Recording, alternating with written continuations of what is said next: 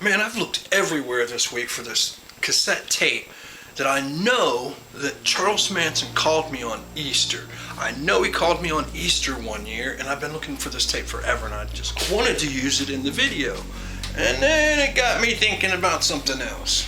What else can I make a video of? Actually, the Easter tape got me thinking about another video.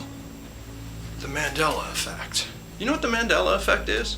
The Mandela Effect. An easy way to explain it is it's a whole group of people believing in an event that happened that never really happened in history. Like Nelson Mandela being in prison. Most people thought he died in prison in the 80s.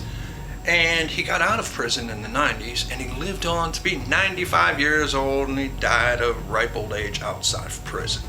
So that's what the Mandela Effect is. It's something that you recall from history that you recall wrong with everybody else. Like Fonzie's black, you know, his black jacket, his black leather jacket that he had in Happy Days. Well, you're wrong. He didn't have a black leather jacket. He had a brown leather jacket. But anybody that comes up and plays Fonzie, they always put a black one on because it is that Mandela. Hey, I found the Easter tape.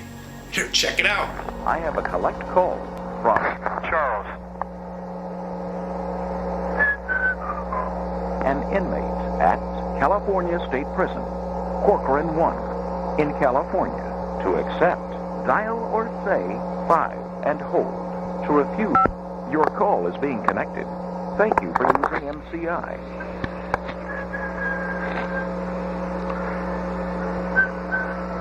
Happy Easter. Hey, is Easter all right? Yeah, it's tomorrow, man. Oh, yeah? Yep. Shows you how out of whack I am. I ain't got no idea what tomorrow is. I thought that tomorrow was yesterday. Yeah, it will be. Yeah. And just like I told Charles Manson on that Easter tape long ago, happy Easter to you as well. Hope you're having a good day. Let's move on with this Mandela Effect, because this Easter tape reminded me of that Mandela Effect really bad. And it seems to happen a lot in this Helter Skelter case. It's everywhere, but there's really a huge event that's really this Mandela Effect in full force. Because it seems everybody's invitation had arrived, and they were headed off to a party where no one was alive. Sound familiar? It was that infamous party that they had August the 8th at Sharon Tate's house. I was supposed to be there. My uncle was going to take me there, but he fell asleep. That's a true story, really. He told me that. Anyway, there were a lot of people supposed to be at this party that never showed up.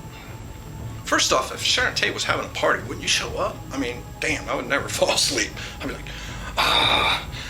that's 3 days from now. It's 3 days still. I'd been counting down the seconds to go to that party. Never fell asleep. So that's kind of suspect to me.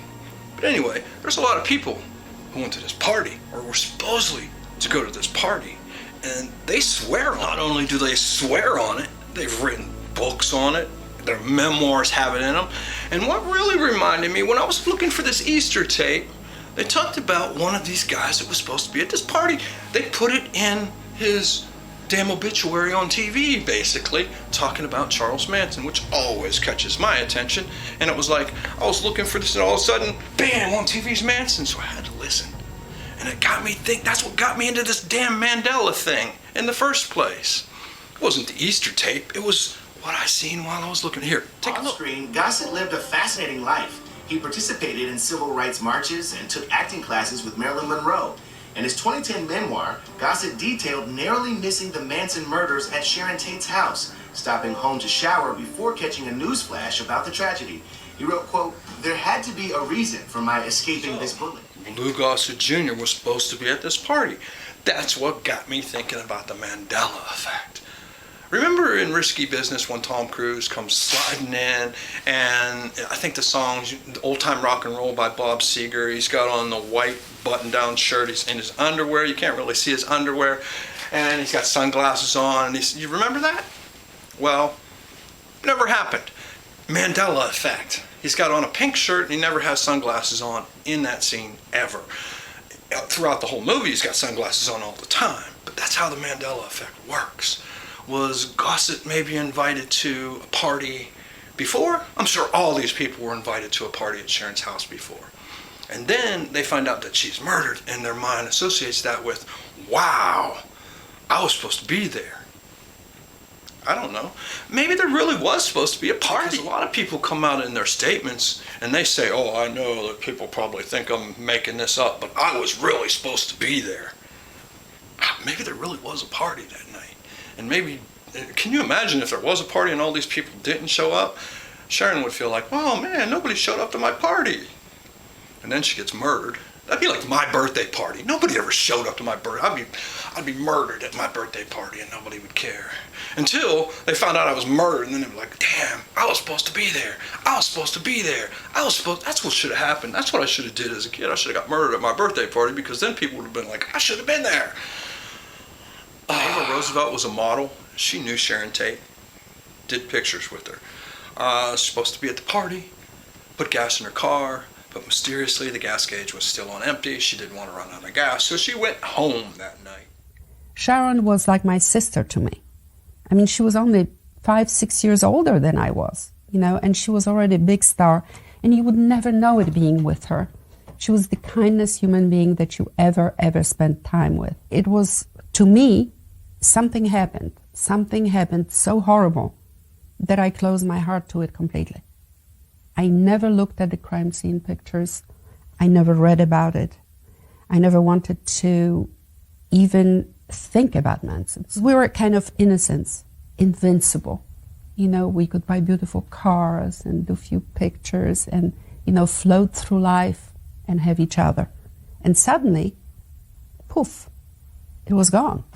Now, when Manson came into the picture and it became obvious that he was responsible, then it began to make sense, because his own problems, a criminal, career criminal, crazy, had a Christ-like ability to promote people to do what even they didn't want to do. And so they killed for him, with him, by proxy. And that kind of, suddenly everybody woke up and said, it's over. The innocence, the beautiful 60s, they have lived for 45 years. And actually, I have to tell you, maybe that doesn't speak well of me, but I'm glad that Susan Atkins is dead. I really am. Every day. Do you think maybe these memories were constructed during the trial? When they came out in the trial and they said that there was a death list that the Manson family had put out of celebrities that they were also looking to kill. Maybe your mind would say, oh wow, I'm a celebrity. I knew Sharon Tate. I was supposed to be at parties of hers. And it all connects into, wow, that was me. I don't know. Possibly. But then again, there very well could have been a party that night, because there's a lot of people who were headed there that just either fell asleep, or their car broke down, or they was afraid of running out of gas. So let's just take a little look at the list of these people that were supposed to be at this party on August the 8th on Cielo Drive. The only people that really showed up to the party was the Manson family. Oh. Let's look at the other people who were supposed to be there. This is Terry O'Neill. He's a famous photographer, and he took many pictures of Sharon when she was pregnant, especially, and even over baby clothes or baby room and all that stuff. He said he was supposed to be there, but he was too tired. And he called her and said that. And he says it saved his life. This is Rick James. Remember the super freak? He was a friend of Jay Sebring's, and he said in his book that he was also invited to this party, but he had a headache, he laid down and fell asleep. Stopped him from being murdered. Good friend of Sharon's and co-star in The Valley of the Dolls, Patty Duke, she claims that Sharon called her, asked her also to come to this party, but she even went a little bit further in her statement. It almost sounded like that Sharon invited Patty to El Coyote with them, which would have been one of the first times that I ever heard that go along with the statement I was supposed to be at the party. But she declined because she was sick, didn't want to get Sharon sick. And she's one of the people that goes on to also say she doesn't care who believes it, it's the truth. Sharon invited her to this party. In Steve McQueen's biography, he mentions Jay Sebring coming over his house to give him a haircut, and while there he suggested to attend this party, the same party. And, of course, McQueen said, I'll be there. And until later on in the night, when some young, beautiful blonde came along, Steve McQueen was actually married at the time. But anyway, by the grace of God, sending over this mistress for Steve McQueen, he also avoided this party and being murdered. Denny Doherty of the Mamas and the Papas, he also claimed that he and John Phillips were invited to go to the party at Sharon Tate's house that night. He also heard all the rumors of the other people that said that they were supposed to be there too. And he also claimed others say they were invited to that party, but John and I really were. Lovely Me, the biography by Jacqueline Suzanne, the Valley of the Dolls fame. Guess what it says in there? You got it. On August the 8th, Sharon phoned with an impromptu dinner invitation, which Jacqueline accepted. Sharon had only called a few people, she says, but while she was getting dressed to go to this party, Rex Reed shows up. It was unexpectedly. So she called Sharon back, who told her, yeah, no problem, bring Rex along. So Rex Reed's now involved in the story, and he too was headed off to this party. But Rex, he had a different idea. He was tired. So Jacqueline called back, says, we're not coming, and they made other plans. And Jacqueline credits Rex for saving her life. Man, there was a lot of tired people in Hollywood. Nobody wanted to party back then. They all wanted to sleep. Something sounds fishy to me. Bond. James Bond. Yeah, he was invited to the party too. And his Uber didn't show up. Well, wait a minute, they didn't have Ubers back then. His driver didn't show up. They had telephones back then. Couldn't you call your driver? I just don't even believe that story at all. But he was supposed to come with Jill St. John that night. 2 more people to the list. The producer Robert Evans, a close friend of Sharon and Roman's both, said that Roman asked him to check in on Sharon while Roman was still out of the country, and Evans claimed that he would. And he also claimed that that night Sharon phoned him and said, hey, why don't you stop by? We're just having a little party with a few house guests. He says, sound great.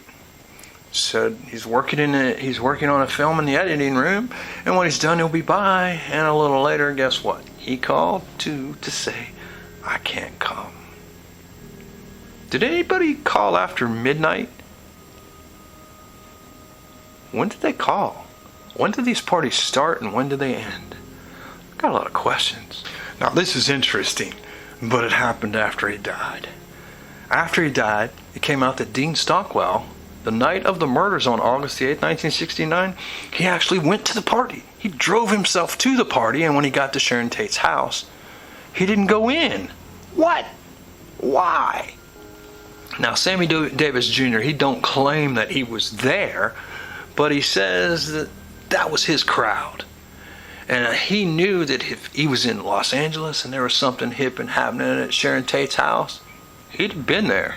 Well, Dean Stockwell wasn't the only person to show up at the gate, because in the musician Jimmy Webb's book, him and Ma Cass Elliot were sitting down in London, drinking shots of tequila and smoking who knows what, and Cass Elliot confided in him that she was one of the first witnesses to arrive at the Tate scene after the people were murdered. Isn't that interesting?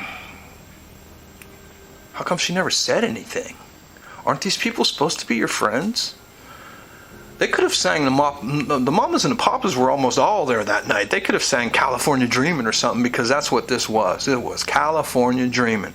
Most of these people are attaching themselves to this famous story, and Charles Manson, he just tends to have that effect on people. Wow, that's a lot of people that believe in a false memory of something that didn't really even happen. And there's a lot of things that come up in this case that I think, wow, I wonder if that has to do with the Mandela Effect too, where people are just believing because other people are believing and reinforcing, and we'll never know. It happened to me though, because I thought that I talked to Charles Manson on Easter and wished him a happy Easter, and I just couldn't find the tape anywhere. And I still haven't found the tape yet. Oh, you heard me wish him happy Easter at the beginning. Well, see, that's how the Mandela Effect works, because I really didn't wish him happy Easter on Easter. Go back and listen to it again. I thought I did too, but I didn't. And until next time, tell me what you think about the Mandela Effect, you know? Tell me what you think is real, and what maybe might have been part of that Mandela Effect, where people were like, oh yeah, Charlie was preaching Helter Skelter and going into a cave in a race war, and oh, was that the Mandela Effect? I don't know. A lot of these things sound fishy though. And until next time, peace out.